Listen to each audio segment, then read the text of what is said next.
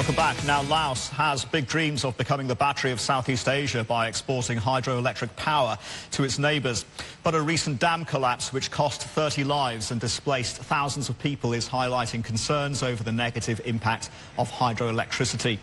Apart from safety concerns, critics say these dams also harm biodiversity and displace communities. Let's talk more about this with Jack Schmidt, a Watershed Sciences professor at Utah State University, live from Logan, Utah. Jack, the Laos dam collapse in the southern province of Hydropower, where does this put the Laotian aspiration to be the battery of Southeast Asia? It reminds us that it is possible to build dams too quickly with poor engineering design and make mistakes that are harmful to society. The truth of the matter is that dams fail rarely, and the example in Laos is a very rare situation.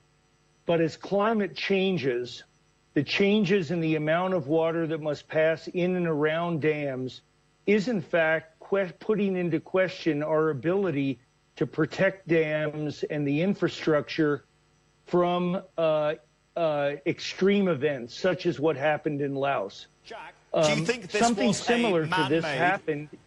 So sorry to interrupt you, sir. Do you think that this was a man-made or a natural disaster, though? Anytime a structure is built and it fails, it is a man-made disaster. All right. But the problem that I have with hydropower is that it competes with farming and fishing for scarce resources, and that scarce resource is water. Is there any way that we can reconcile? It is extremely difficult. The two major impacts of dams are the disruption of fish passage and the effects on the fisheries, and the other is the trapping of sediment, which greatly affects the deltas that are such productive environments. These are great dangers, and they're extremely hard to mitigate. We are now thinking about trying to pass sediment through dams, but doing that effectively is a great engineering challenge. Okay. And in places like the Mekong, the potential effects are tremendous.